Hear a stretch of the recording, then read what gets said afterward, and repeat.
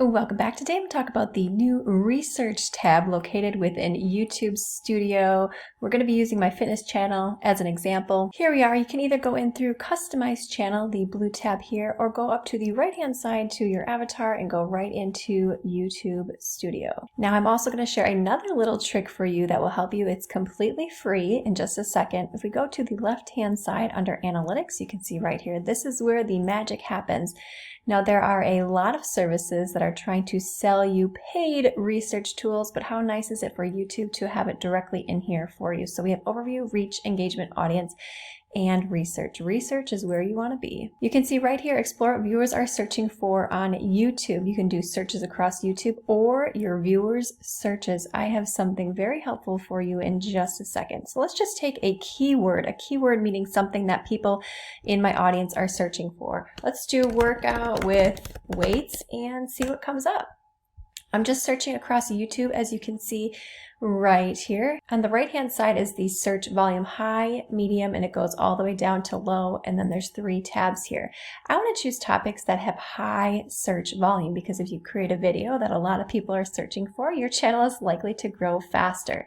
But we want to narrow this down because this is a smaller channel, and I want to go to all searches, and I want to go to content gaps only, using the keywords workout with weights and see what comes up. And I'm going to go ahead and click apply. We want to find those content gaps, and we can see right here 45 minutes full body workout with weights. The search volume is low. If you hover over the question mark here, you'll get some more information. But let's just go ahead and click this. I don't love that the search volume is low. I can see if I can pare it down just a little bit more. So using those keywords, here are the videos that pop up, Juice and Toya, and they have really exploded. So this is why it's important to pay attention to those in your space, because you can see what's working for other people may work for you as well. So these are all the videos that are created using these keywords. There is a potential content gap where you could break through on YouTube. Back in YouTube Studio, you can choose your geography. You could choose the United States plus 3 additional ones here. Let's go ahead and exit this workout with weights. And now I just want to search for your viewers' searches. What are my viewers who watch this channel also searching for? And let's just see. We're going to have a whole slew of things. Dinner recipes, yeah, that wouldn't fit for a fitness channel. Leg extension, flutter kicks, region, puppy pose, effective, 2,000 calorie workout, clean with me, because some of my viewers also came from my cleaning channel, so that makes sense. But what if I went ahead and clicked flutter kicks, and the search volume is high on YouTube? If you want to save this search, you can go ahead and click this little upside down flag like so. And if you go to the top under saved, these are all the ones that I have saved.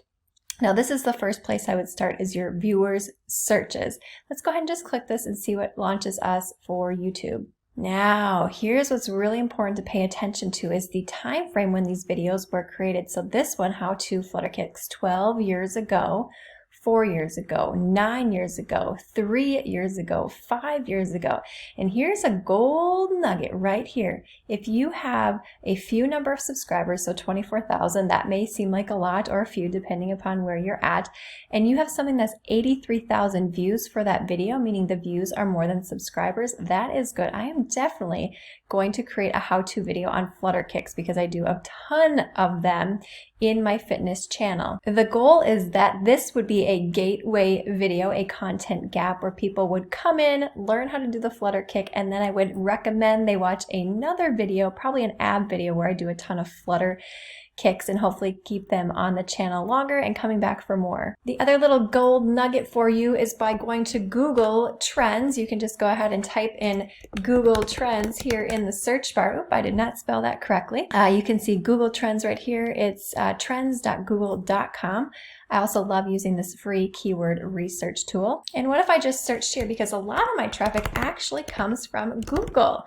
We should do workout with weights, and you're going to do this in your space for keywords and things that you would want to rank for as well. You can go under web search. You can also just go to straight YouTube search if you wanted to. I'm going to go to all categories, but this is what I love for this part right here. Why should a good warm-up include stretching? That's a breakout video. So if I did a video on that, chances are I would get a lot more traffic from Google, thus increasing the growth of my YouTube channel. Arnold presses, quad exercises, arm fat workout, good arm workout with weights. So 2 free great resources for you. All right, click the video on screen now for some additional YouTube growth tips, and be sure to give this video a thumbs up, subscribe, and I will see you, my friend, in the next one.